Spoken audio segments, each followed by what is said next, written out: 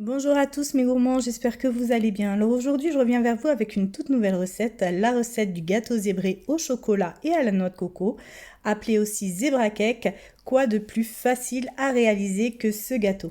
C'est un gâteau qui a la découpe bluff à tous les coups et réalisé avec des ingrédients simples que l'on a souvent chez soi au quotidien.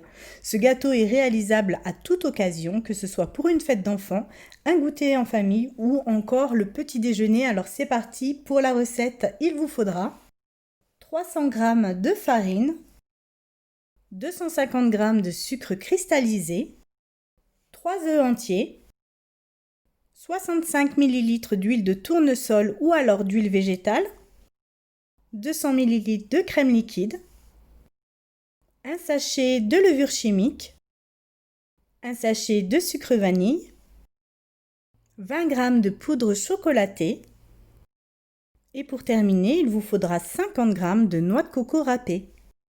Première étape, vous allez verser les œufs à l'intérieur du saladier. Ajoutez-y le sucre. Puis vous allez battre le tout à l'aide d'un fouet énergiquement jusqu'à ce que votre préparation commence à blanchir. Vous allez pouvoir y verser dès maintenant la crème liquide à l'intérieur du saladier, ainsi que l'huile. Vous allez mélanger tous ces ingrédients. Ajoutez à votre pâte la levure chimique, ainsi que le sucre vanille. Et maintenant, vous allez pouvoir battre le tout. Vous allez ajouter la farine en 3 fois, tout en battant entre chaque ajout.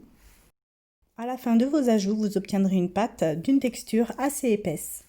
Vous allez diviser votre pâte en 2 récipients et dans une, vous allez ajouter la poudre de cacao et dans l'autre, la noix de coco. Vous allez bien mélanger la pâte à la noix de coco. Puis vous allez en faire de même avec la pâte chocolatée. Vous allez bien huiler votre moule allant au four et y rajouter une feuille de papier cuisson dans le fond. Vous allez y rajouter une cuillère de pâte à noix de coco. Elle est assez épaisse mais vous verrez que vous obtiendrez un gâteau assez moelleux. Puis ajoutez une cuillère à soupe de pâte chocolatée sur le dessus. Vous réaliserez cette opération jusqu'à épuisement total de la pâte. Vous allez prendre un couteau et vous allez marbrer votre gâteau de cette manière. Vous allez enfourner le gâteau dans un four préchauffé à 150 degrés pendant environ 50 minutes à 1 heure. Et voilà, il ne vous reste plus qu'à le déguster. Vous voyez que le gâteau est très aéré. J'espère que la recette vous a plu.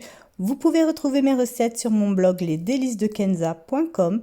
N'hésitez pas à liker, commenter et partager cette vidéo, ainsi que de vous abonner à ma chaîne YouTube et d'activer la petite cloche afin de recevoir une notification à chaque nouvelle recette postée. Je vous dis à bientôt pour une nouvelle vidéo.